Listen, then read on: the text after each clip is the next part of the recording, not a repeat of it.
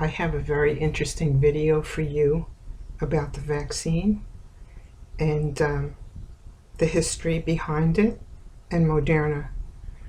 And it's very, very important that you watch this video. It's only a few minutes long. Okay? If you look at Moderna, Moderna is in stage 3 of their vaccine development. And the vaccine is already there. They're just pretending that they've got to develop it. It's already developed. Moderna, when Moderna was formed, the first CEO of Moderna was a young Cornell graduate by the name of Anthony Fauci.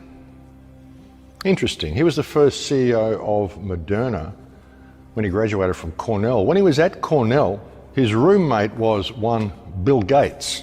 Interesting. Bill Gates and Anthony Fauci were roommates at Cornell. Fauci was the first CEO of Moderna. The company Moderna, there was a company in World War II that was heavily involved with what happened in World War II. And I don't buy into the official story of World War II, but there were certain experiments that were being done, and there was a company that was heavily involved by the name of IG Farben. IG Farben was run by a Jewish guy turned Nazi, later turned American, by the name of George Soros. George Soros broke up IG Farben and he formed Moderna.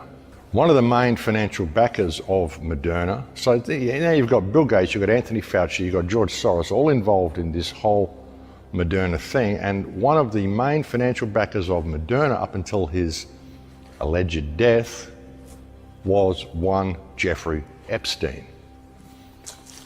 Interesting little circle of friendship, don't you think? And these people, mates, it's unbelievable.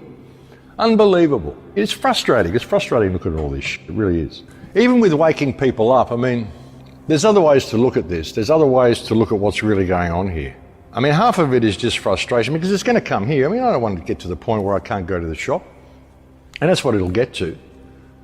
I mean, they're saying, oh, we're not going to make it mandatory. It's like they don't make it mandatory for the people on Centrelink here who receive Centrelink payments. They don't make vaccinations mandatory for them either. What they do is they send them a notice saying, listen, we're going to reduce your payments by, I think it's something like 29 or 30 bucks a fortnight until you get your children vaccinated.